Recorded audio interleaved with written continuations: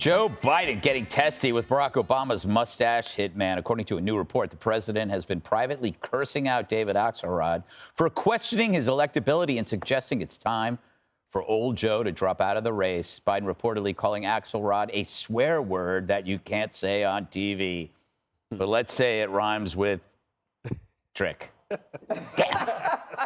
That leaves two options, actually. The axe man trying to smooth things over with Biden.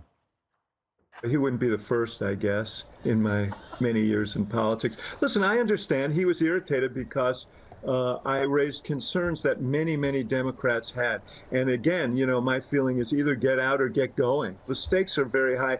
He knows that. But I think he needs to take a sober look at the whole landscape. And yes, he's committed to moving forward. I get that. He ought to then look at what his campaign is doing and what they need to do. There's another data nerd that's rattling Democrats. Nate Silver says the party is taking a risk with Biden. He's also blasting Joe for not going on the road enough. Interesting, Dana. You know, is that really a big deal? I mean, Trump says that stuff to your face.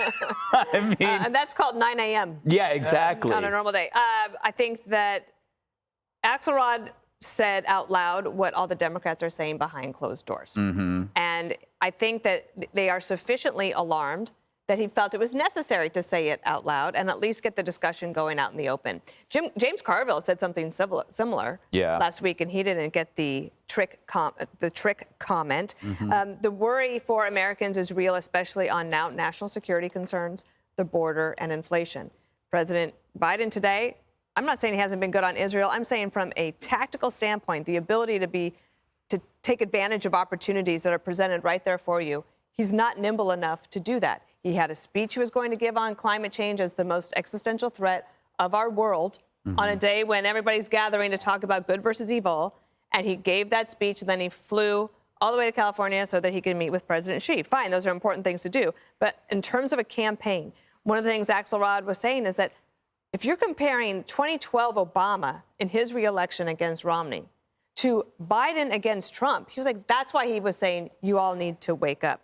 What the administration constantly says is the border is closed.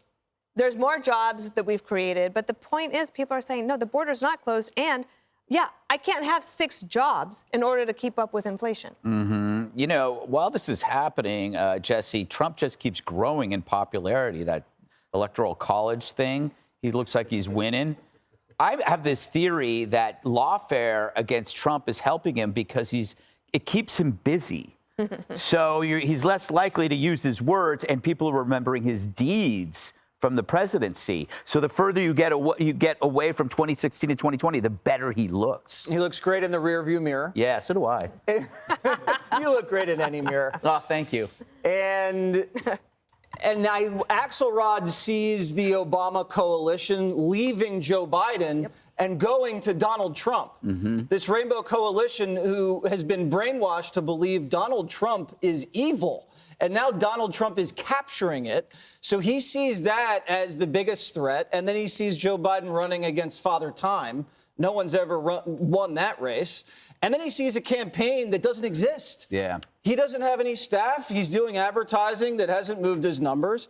But then you got to look at Biden. You got to think Axelrod. He's the guy that endorsed Hillary, and I beat the guy that Hillary lost to. And I did pretty well in the midterms and the off year. So what are you talking about, political strategist? Mm-hmm. I know exactly what I'm doing. But my sources in Delaware, Greg, they tell me that Biden's not really going to resign or hang it up. He is running, and he is not being moved from that position. And you know how good my sources are. They're very good. They're very good. I was really shocked, Harold, in the green room when you agreed with me that Joe Biden's presidency is merely a halftime between the two halves of Trump 1 and Trump 2, because we needed that just to rest for his second term. Go to the bathroom. Yeah, go to the bathroom. And now we're back for Trump 2.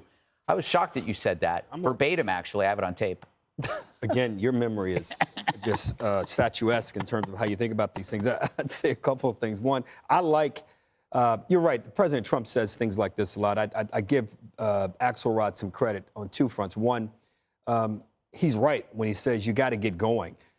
if in the middle of that, when he first said that, if I had been in the Biden campaign, I'd have called Axelrod and said, look, you're right, maybe wrong. What would you be doing? Give us a map how we can get going in a way it would make you happy or you think would make voters happier. Two, I like the fact he has a sense of humor. He's thick-skinned. He said, I've been called worse things in this race.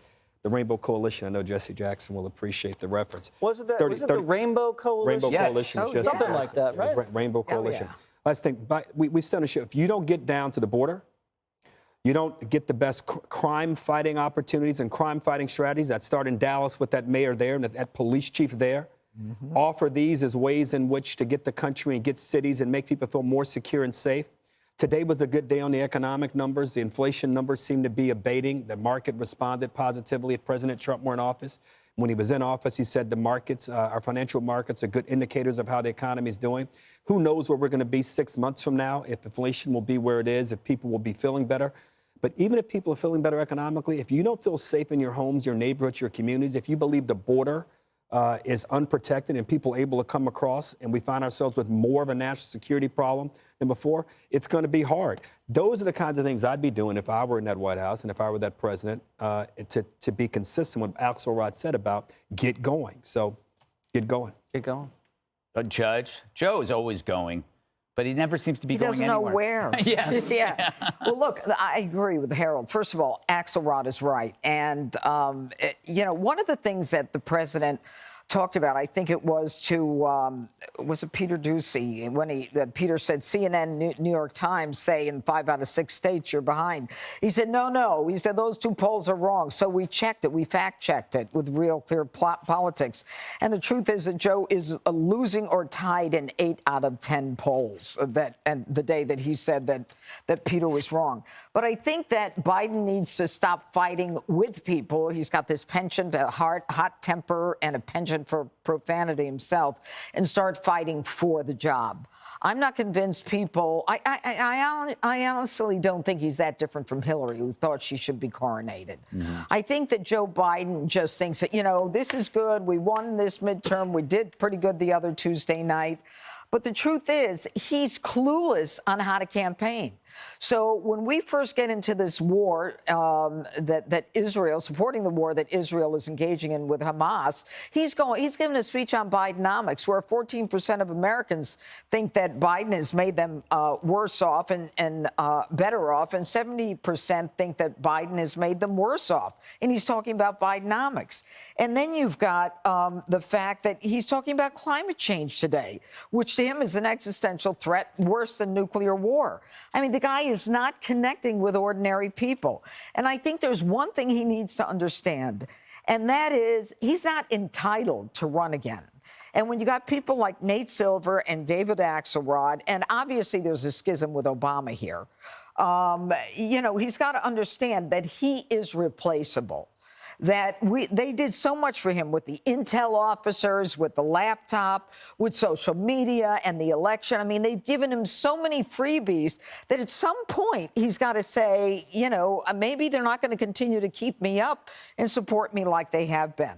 So I think he ought to just face the fact that he's not doing it the right way, and that he may not get what he wants ultimately. Hey, Sean Hannity here. Hey, click here to subscribe to Fox News YouTube page and catch our hottest interviews and most compelling analysis. You will not get it anywhere else.